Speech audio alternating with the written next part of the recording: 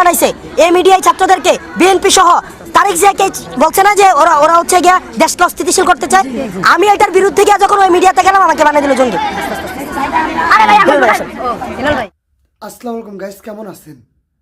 তারেক রহমানকে নিয়ে কিছু বক্তব্য কিংবা তারেক রহমানকে বিষয় নিয়ে কিছু বক্তব্য দিলেন হাসনাত আব্দুল্লাহ।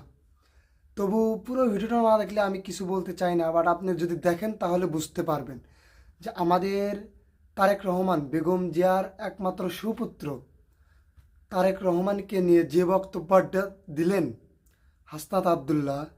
তো তার আগে একটা কথা, ভিডিওটা দেখার আগে একটা কথা বলতে চাই। আপনি যদি আমার চ্যানেল নতুন হয়ে থাকেন অবশ্যই চ্যানেলটা সাবস্ক্রাইব করে দিয়ে যাবেন, এবং পুরো ভিডিওটা না দেখলে আপনি কিছুই বুঝতে পারবেন না যে কি বললো। চলুন যাই পুরো ভিডিওটা শুরু করি, তাহলে ইনশাল্লাহ বুঝতে পারবেন। আমার কথা হচ্ছে XYZ করে তো শরীফ তুমিও জানো।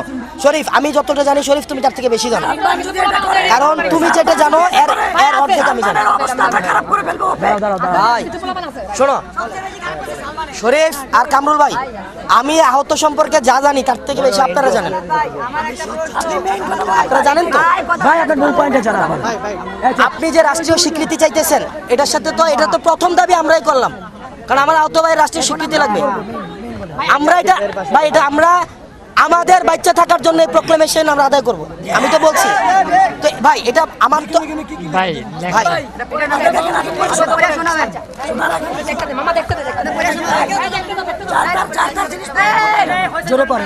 আচ্ছা ভাই ঠিক আছে ভাই, দেখেন জোরে পড়ুন। 1 নাম্বার বিষয়, 24-এর যোদ্ধাদের মধ্যে আহত ওই শহীদদের হত্যার সাথে জড়িত ব্যক্তিদের পূর্ণাঙ্গ বিচার। ভাই আওয়ামী লীগের বিচার, হাসিনার বিচার, এই যে 3টা ইলেকশনের বেশি বিরুদ্ধে গেলে কে কথা বলতেছে? হ্যাঁ আমরা কথা বলতেছি না, এই বিচারের আমরা কথা বলতেছি না, আমরা সবাই কথা ভাই কেউ ভাই যে বলতেছেন এটা তার দায়ভার। আপনি আমাকে পাইছেন কিনা আওয়ামী লীগের সাথে কোনো ভাই আপনাদের লেখায়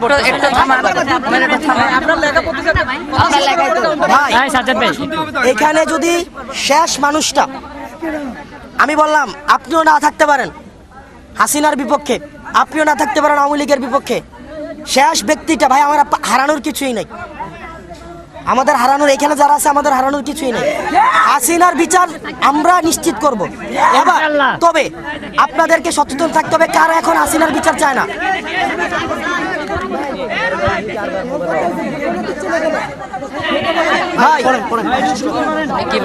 ভাই এক দফা যেটা 1 নম্বর বিষয়, এটার সাথে আমরা এটা আমাদের মূল জায়গা হাসিনার বিচার নিশ্চিত করা, আওয়ামী লীগের বিচার নিশ্চিত করা। ঠিক 2 নম্বর, বিগত ফ্যাসিস্ট সরকারের অনুসারীদের সরকারের বিভিন্ন পদ থেকে অপসারণ পূর্বক গ্রেফতার করা। ভাই এটা তো আমরা এটার সাথে প্রত্যেক দিনের আজকে ফেসবুকে স্ট্যাটাস দিছি না আওয়ামী মিডিয়া এবং আওয়ামী আমলা, আজকে তো বলছি ভাই। আমি ভাই ওই দিন তো দেখছেন এক মিডিয়ার ওখানে গেছি, আমি গেছি কি যে অপপ্রচার করছে আমারে দালাল বানাই দিছে, আমাকে জঙ্গি বানাইছে না, আমাকে ইন্টারন্যাশনাল মিডিয়াতে আমাকে দেখাইছে আমি নাকি গ্যাং। আমি কি করতে গেছি? আমি করতে গেছি হচ্ছে ওই মিডিয়া এই ছাত্রদেরকে জঙ্গি বানাইছে, এই মিডিয়ায় ছাত্রদেরকে বিএনপি সহ তারেক জিয়াকে বলছে না যে ওরা ওরা হচ্ছে গিয়া দেশকে অস্থিতিশীল করতে চায়। আমি এটার বিরুদ্ধে গিয়া যখন ওই মিডিয়াতে গেলাম আমাকে বানিয়ে দিল জঙ্গি। 3 নম্বরে দেখেন ভাই হিলুল ভাই এখানে আছে, দেখেন আহতদের কোটা মানে ক্যাটাগরি সঠিকভাবে প্রণয়ন। আচ্ছা এখানে কি ইয়ার কেউ আছেন পিজি হসপিটাল এবং হচ্ছে সিএমএইচ এর? ভাই সিএমএইচ এর আছেন? লাস্ট সিএমএইচ এ কবে আপনার সাথে আমার দেখা হয়েছিল? মানে আমি গত পরশুদিন থেকে 3 দিন আগে গেছি ওখানে গিয়ে, এবং স্বাস্থ্য মন্ত্রণালয়ে আমি নিজে ফোন দিয়ে বলছি এই কোটাদারি এমনি থাকতে পারে না, মানে ক্যাটাগরি থাকবে, কিন্তু ক্যাটাগরি ABC যেটা হয়েছে এটা ভুল ক্যাটাগরি। এমন হয়েছে আমার হাত যায় নাই, কিন্তু আমার ইন্টারনালি আমার একদম ভাই এটা আপনারা আমাদের সাথে কথা বলবেন না রে ভাই। ভাই আপনারা আমাদের সাথে যদি কথা বলবেন, এই কোটা নিয়ে তো আমাদেরও প্রবলেম। অনেকে আছে ভাই, অনেকে আছে হাত আছে কিন্তু এটা আর কাজ করবে না, অনেকে আপনি ডি ক্যাটাগরিতে রাখবেন দেখা যায় বলে। ভাই আপনারা আমাদের সাথে যোগাযোগ করবেন, এটা নিয়ে আপনারা বলার আগে আমরা কাজ করতেছি রে ভাই। আপনারা বলার আগে আমি সিএমএইচ গত 4 দিন আগে গেছি, সিএমএইচ মনে নাই পিজি হসপিটালে গেছি। হ্যাঁ কোথায়? আমি সিএমএইচ গেছি রাতে।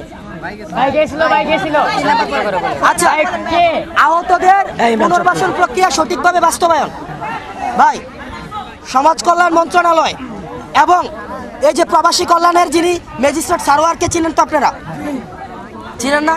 আজকে 5 দিন আগেও ওনার সাথে বসছি যে ভাই বিদেশে কোন কোন জায়গায় আছে, যেমন উনি বলছে মালয়েশিয়ার ইয়ামন উন্মুক্ত হবে। মালয়েশিয়া হিলাল ভাই, এই ভাই কব বলেন আপনি, সরি আপনি বলেন, আপনি কামরুল ভাই, ভাই আমরা যে ম্যাজিস্ট্রেট সারোয়ার সহ আসিফ নজরুল স্যার, শুনেন ভাই, এই হাসান ভাই বলেন, আপনি বলেন, বলেন আপনি না বলেন খাবেন না। আমরা ওখানে গিয়ে বসে যেমন কয়েকটা দেশের ভিসা যেন খুলে দেয় এগুলোর জন্য কাজ হইতেছে, যেমন মালয়েশিয়া সংক্ষিপ্ত না ভাই, আমার সব জানাইতে হবে।